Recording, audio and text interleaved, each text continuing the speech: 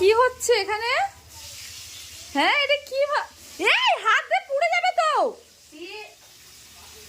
কি অবস্থা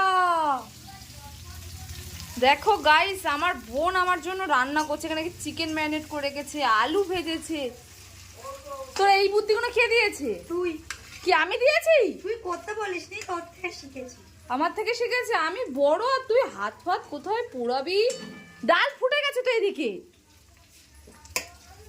ওইদিকে ডাল সিদ্ধ বসিয়েছে। আর এগুলো কি? বাহ কি সুন্দর গাইছে। এরকম পায়েস আমি বানাতে পারবো না, তুই যা বানিয়েছিস। আর এখানে পাঁপড় ভাজা ও মাছ ভাজা। এই যা পাঁপড়টা পড়ে গেল। এটা কি করেছিস? পটল দই পটল। দই পটল। গাইস এত সুন্দর রান্না আমি তো কোনোদিন পারবো না। আমি তো বিশ্বাস করছি না ও বাড়িতে থাকলে একটা কুটিও নাড়ে না। আমি বাড়িতে নেই। তুই বাড়িতে যখন থাকিস তুই কোনোদিন কিন্তু করে, ও কোনোদিন করে না। কাল থেকে তুই রান্না করবি। এই জন্য করি না কেন দেখেছিস?